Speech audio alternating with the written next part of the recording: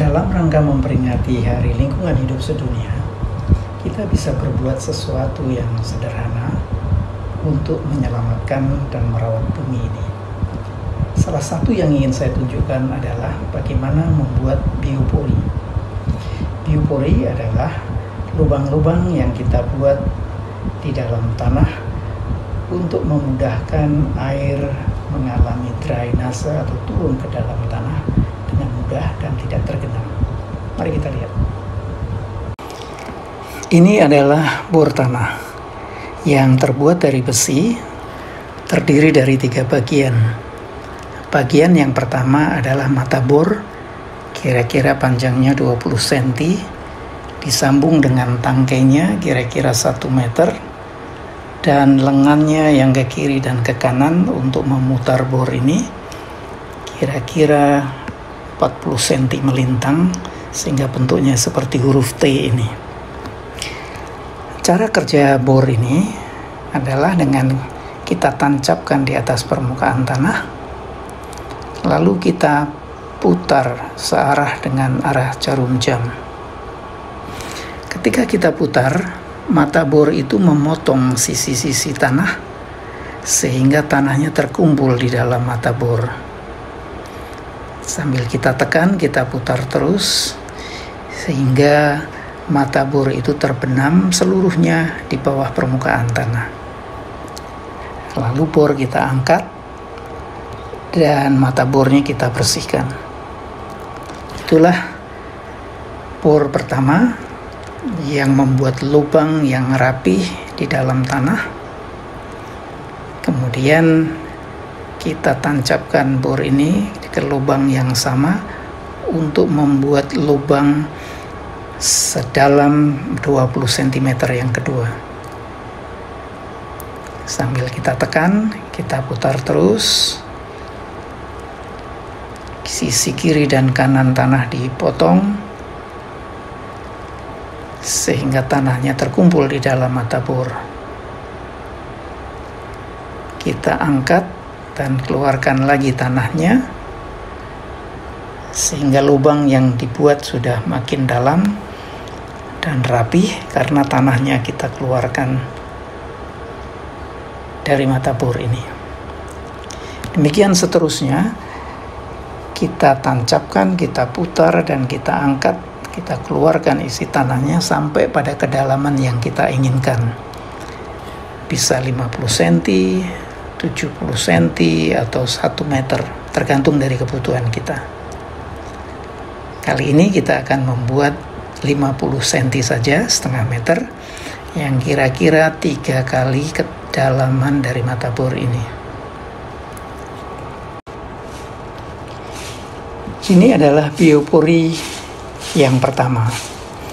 Agar biopori ini berfungsi, kita akan isi biopori ini dengan sampah yang berasal dari rontokan atau guguran daun ini. Kita sapu sehingga sambil menyapu dan mengumpulkan sampah, kita isi lubang biopori ini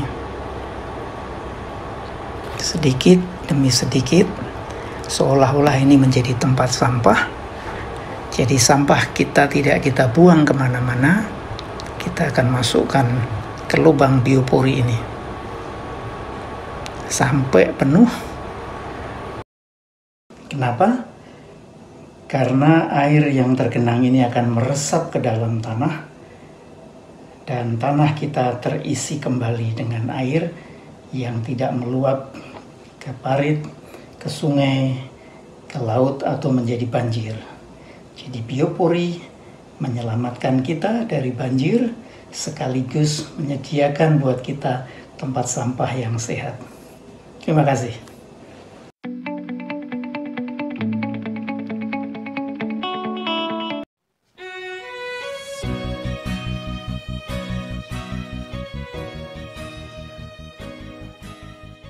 Halo, hari ini saya ingin memperkenalkan satu dari koleksi kebun anggrek saya. Tanaman anggrek adalah tanaman yang disukai banyak orang karena bunganya yang indah. ya. Ini bunganya indah kalau dilihat, dan juga tadi kalau dilihat yang di atas ada yang keriting. Tanaman anggrek sebetulnya adalah tanaman epifit, yaitu tanaman yang menempel kepada tanaman lain. Tetapi karena sekarang digunakan juga sebagai tanaman hias, maka media tanam yang dipakai itu tidak bisa ditempel di pohon saja. Dipakai media tanam yang agak mirip-mirip dengan pohon, misalnya ditaruh pakis atau batang kopi, dan banyak lagi yang menyerupai dengan pohon. Hari ini saya memperkenalkan satu tanaman anggrek yang sering disebut sebagai anggrek bulan putih. Kalau bahasa latinnya adalah Phalaenopsis amabilis, termasuk dalam keluarga Phalaenopsis. Genusnya adalah Orchidacea dan spesiesnya adalah Phalaenopsis amabilis. Yang saya pegang ini adalah Phalaenopsis amabilis dari Taiwan. Lalu ini adalah Phalaenopsis amabilis dari Indonesia, khususnya Jawa Barat. Kalau dilihat dari dekat, apakah bisa dilihat perbedaannya? Yang jelas kita bisa langsung lihat perbedaannya adalah pada lidahnya. Kalau yang dari Taiwan, lidahnya seperti ini. Ya, ada bintiknya di dalam, lalu putih semua warnanya sampai ke ujung lidah. Nah, kalau misalnya yang dari Jawa Barat, kita bisa lihat lidahnya di dalamnya kuning, ada bintik-bintiknya juga, lalu ujung lidahnya warnanya kuning. Nah, banyak sekali sebetulnya Phalaenopsis amabilis yang hidup di daerah-daerah di seluruh Indonesia. Yang membedakan satu sama lainnya adalah seperti yang saya katakan tadi, adalah lidahnya. Phalaenopsis amabilis yang dari Indonesia ini pada tahun 1995 dinyatakan sebagai tanaman nasional Indonesia. Jadi tidak heran kalau di kantor-kantor pemerintahan atau kantor-kantor perusahaan Indonesia yang besar, maka di lobinya akan ditemukan rangkaian anggrek bulan putih seperti ini. Ayo Bapak, Ibu, Saudara-saudara Jemaat GKI Bogor Baru dan Posdimat Sentul, bersama-sama kita melestarikan lingkungan dengan menyalurkan hobi kita berkebun dan bertanam. Selamat melestarikan lingkungan. Halo, pagi ini kita mau ambil lidah buaya. Yang dipercaya lidah buaya ini bisa untuk menguatkan rambut, menghitamkan rambut, dan menyuburkan rambut. Ini dia lidah buayanya. Ini, sini. Ya, kita potong dulu lidah buahnya. Kita cari yang gede ya. Itu Bunda. Mana? Sini, Audrey-nya sini. Panjang itu.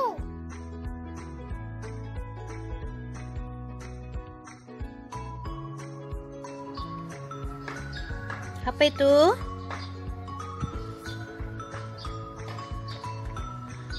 Untuk apa lidah buayanya? Untuk ke kepala. Iya betul, supaya rambutnya Hitam. bikin hitam rambut, menyuburkan.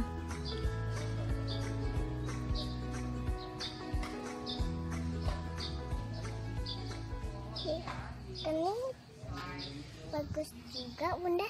Bagus Ya. untuk masker di wajah ya. Ya. Ii.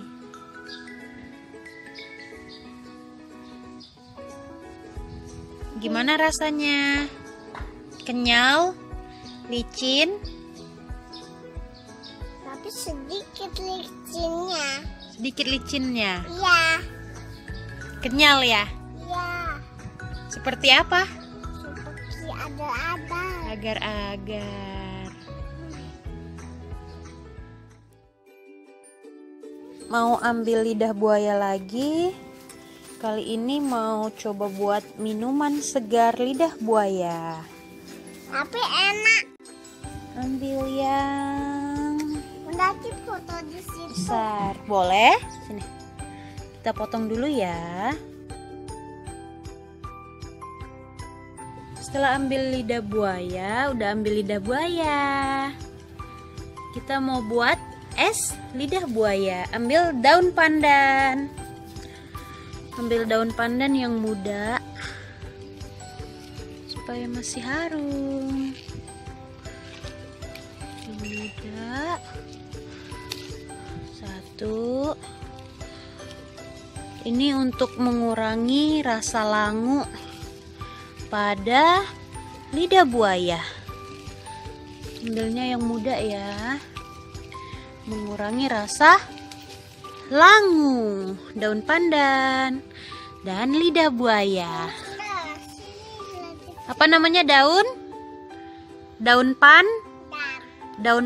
dan lidah Buaya. iya.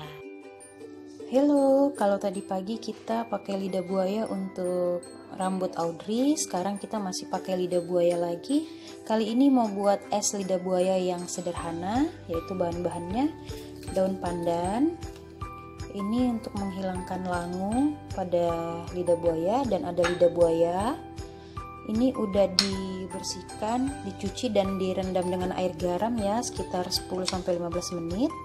Lalu gula pasir, ada jeruk untuk campurannya, nanti bisa dipotong-potong kecil, dan ada sirupnya bebas ya. Lalu nanti kita masak daun pandannya, masukkan ke air mendidih, lalu tambahkan gula 4-5 sendok dan tambahkan, masukkan lidah buaya, masak hingga mendidih. Kita coba ya.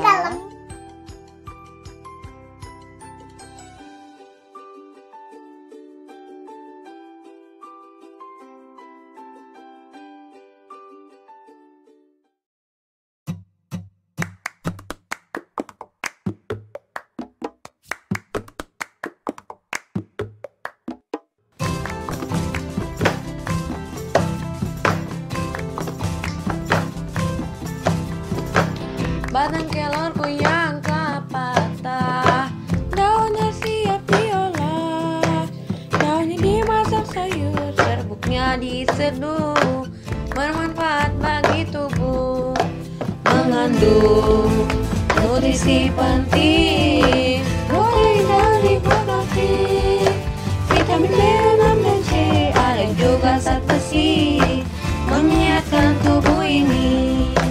Antibakteri, antioksidan, kolesterolnya pun penting, dapat cegah anemia, kanker pun teratasi, sumber mineral vitamin.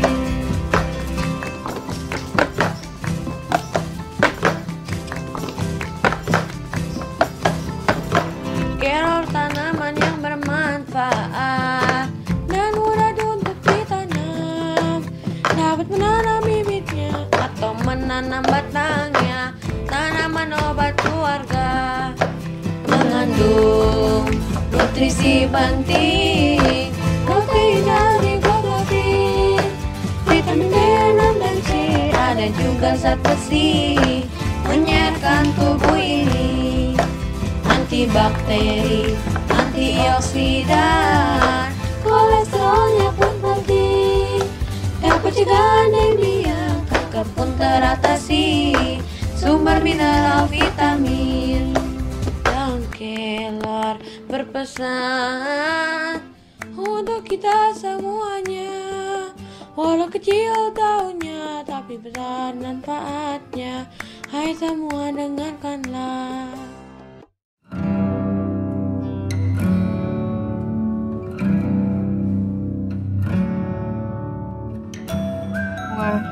Nama saya Nita Irawati Murjani.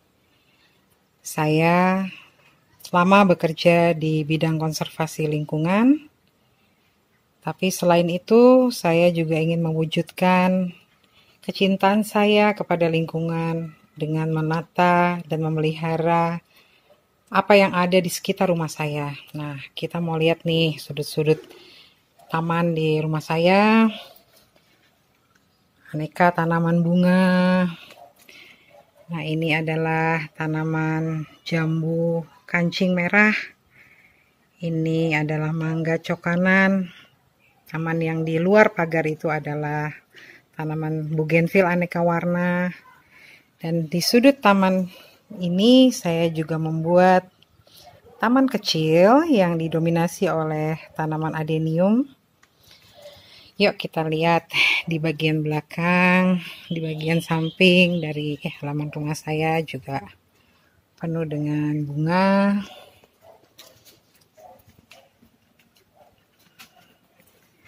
Ini adalah taman samping.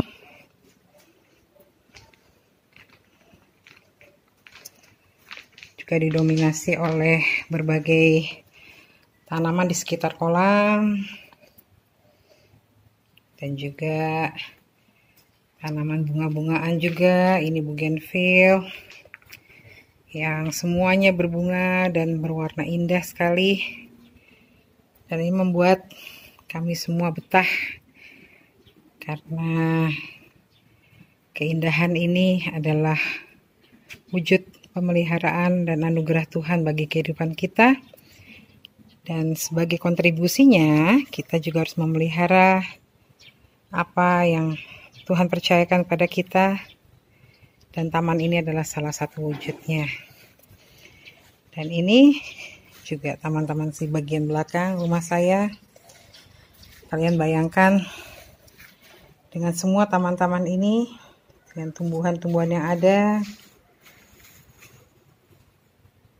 maka berapa jumlah oksigen yang bisa kita nikmati. Saat kita sehat, kita bisa menikmati limpahnya sinar matahari, kita bisa menikmati indahnya alam ini, dan juga kita bisa menikmati oksigen yang berlimpah setiap hari. Dan semoga dengan cara kita merawat apa yang ada di sekitar kita, kita juga boleh melestarikan alam ini. Kita lebih menghargai semua alam ciptaan Tuhan ini melalui apa yang bisa kita lakukan di lingkungan kecil kita, yaitu rumah kita. Terima kasih.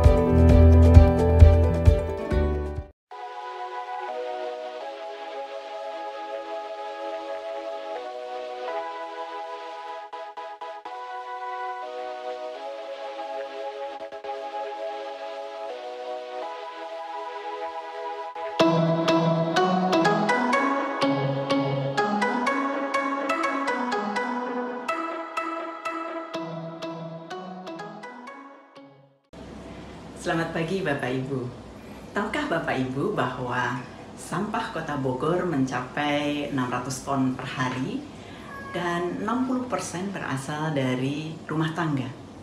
Jika dalam satu truk dapat mengangkut 6 ton, maka diperlukan 100 truk untuk mengangkut sampah kota ini. Kenyataannya hanya sekitar 400 ton yang terangkut ke tempat pembuangan akhir. Bagaimana kita dapat meringankan pemerintah kota menangani sampah ini? Ini adalah sampah rumah tangga saya. Saya menghasilkan 2 kali rata-rata dalam satu hari. Jika dalam satu tempat ini sampah yang saya hasilkan sekitar 800 gram, maka dalam satu hari saya menghasilkan sekitar 1,5 kilogram sampah. Dan bagaimana kita menangani sampah ini? Mari kita lihat.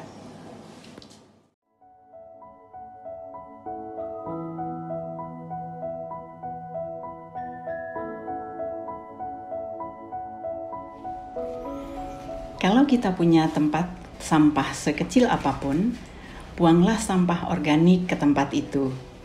Potongan sayur, kulit buah, sisa-sisa teh atau kopi, tulang, dan sebagainya bisa kita buang ke situ. Sampah organik akan terurai menjadi kompos yang bisa kita kembalikan ke taman atau ke kebun kita. Tanaman akan tumbuh menjadi lebih subur. Ini paria saya sudah mulai berbuah.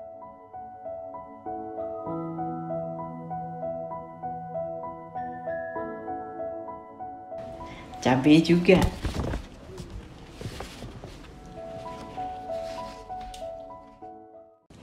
Jadi Bapak Ibu, kita punya banyak cara untuk membantu pemerintah dalam menangani sampah dan memelihara lingkungan.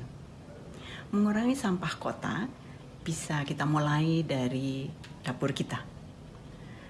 Kalau saya berdua dengan suami menghasilkan 2 kg sampah rumah tangga dalam satu hari, Jemaat GKI Bogor Baru bisa menghasilkan ya kira-kira 100 kg per hari. Bapak Ibu, Kota Bogor yang berpenduduk 1,5 juta lebih dapat menghasilkan sekitar 400.000 kilogram atau 400 ton sampah rumah tangga setiap hari. Jadi jika semua rumah tangga di Bogor menangani sampahnya sendiri, pemerintah kota hanya perlu menangani sekitar 200 ton sampah per hari, sejumlah sampah yang tidak terbuang ke tempat pembuangan akhir. Ini adalah hal-hal kecil yang kita dapat lakukan, namun berdampak besar. Mari kita memulai.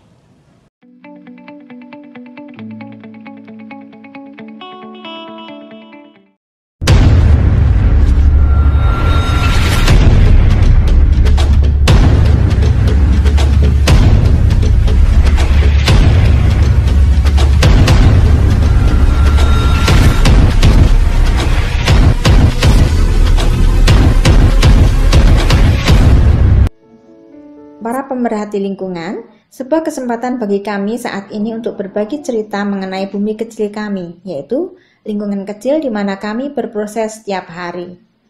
Pada bulan lingkungan kali ini, kami ingin berbagi mengenai pengelolaan lingkungan yang kami lakukan dan menarik untuk kami bagikan. Masalah lingkungan yang kami hadapi adalah, yang pertama adalah banyaknya limbah organik setiap hari, baik dari buah-buahan, yaitu kulit pisang, kulit pepaya, jambu merah, semangka, melon, kulit apel, dan sebagainya. Dan juga limbah dari sayur-sayuran, yaitu batang bayam, daun sawi, daun pokcai, kubis, buncis, kacang panjang, tomat, dan lain-lain. Juga limbah bumbu dapur, misalnya kulit bawang merah, bawang putih, juga limbah atau air cucian beras. Masalah yang kedua adalah keinginan untuk memiliki hewan piaraan yang mudah pemeliharaannya dan murah harga makanannya, juga bermanfaat bagi semua, yaitu kami dan tanaman. Masalah yang ketiga adalah ingin memiliki lingkungan yang hijau dan asri di pekarangan yang mini yang tidak tergantung pada pupuk kimia yang harus beli. Dari masalah-masalah tersebut di atas, kami mencoba mencari penyelesaiannya. Kami percaya ada berkat yang ingin Tuhan berikan melalui setiap masalah yang ada. Inilah yang kami lakukan. Kami memelihara 2 ekor kelinci kecil. Kelinci ini mudah pemeliharaannya, yaitu membersihkan kandang setiap hari dan memandikannya seminggu sekali. Makanan yang kami berikan adalah limbah buah-buahan dan sayur-sayuran dari dapur dan sesekali memberikan mereka rumput yang segar. Kotoran kelinci ditampung lalu dicampur dengan tanah, sekam, dan kompos untuk digunakan sebagai media tanam baik tanaman hias, sayuran, dan buah-buahan. Hasilnya sungguh sangat memuaskan. Limbah berikutnya yaitu kulit bawang merah dan bawang putih, itu kami campur dengan air cucian beras, kemudian kami siramkan pada tanaman hias, terutama anggrek setiap hari. Ternyata segala sesuatu kalau kita kerjakan dengan setia, jika di tengah jalan kita menemui masalah, selalu ada jalan keluarnya. Terima kasih atas perhatiannya. Semoga bermanfaat. Salam lestari, Tuhan Yesus memberkati.